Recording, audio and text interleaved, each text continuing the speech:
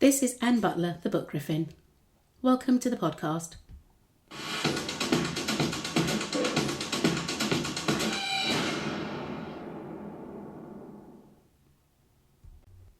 In this episode, I'm going to talk about yet another book that I acquired months, perhaps a couple of years before I got around to reading it.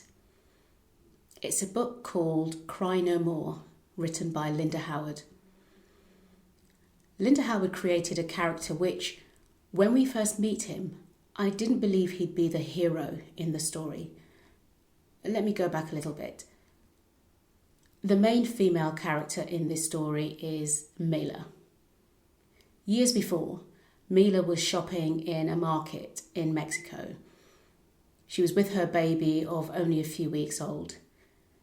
She's attacked by men who want to take the baby from her. She fights like a mad thing, but she's stabbed and her baby, Justin, is kidnapped.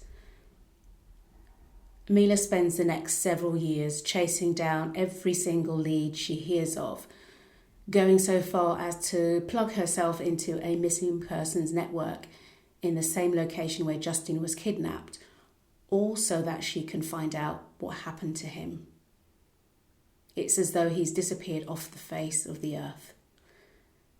No one can tell her that it's time to give up. She just won't listen. By the time 10 years have passed, she's ready to try anything. She hears about a mysterious character known only by the name of Diaz. She's warned not to try to find him or get in touch with him, that he's a dangerous assassin and may even have been involved with the people smugglers who were part of the ring that stole Justin. Did she listen? Of course not. The first time we meet Diaz, he surprises Mila in the dark and does something which knocks her unconscious. When Mila wakes up, she barely remembers what happened. She's scared, but she forces herself to keep trying to find this Diaz.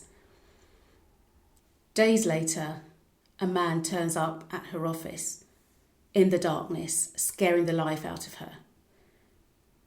She recalls that he's the person who'd knocked her out before. This man is Diaz. He is seriously scary. I kept waiting for the attack to see if by defending herself physically against Diaz, we'd find out whether Mila had learned over the years how to handle herself in a physical fight. But it never came to that. Why? The reasons played out in such an intriguing way. Diaz, though obviously dangerous and not to be crossed or underestimated, begins to show Mila new breadcrumbs to explain where she'd gone wrong in her search over the years. The story is an emotional read. And you know what? Diaz, as Mila's counterpoint, helping her to satisfy his own agenda, being her guide through dangerous territory, not really knowing whether he would turn on her in the end, made this a gripping read for me. When Diaz showed just how brutal he could be, well, I'll leave you to find out the rest. Diaz's morality is unquestionably questionable by most standards. But from his point of view, we got to learn that he means Mila no harm, that he so admires her strength and determination and her love for Justin that led to her sacrificing everything. He felt that it was his duty to help her to find her answers.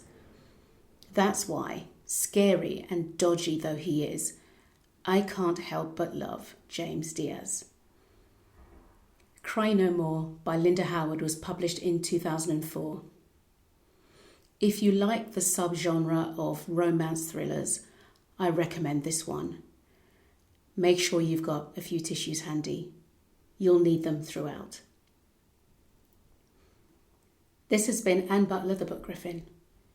If you liked this episode, Follow or subscribe to receive notification of new episodes. You can also follow me on Instagram by going to Instagram, search for The Book Griffin, and then hit follow.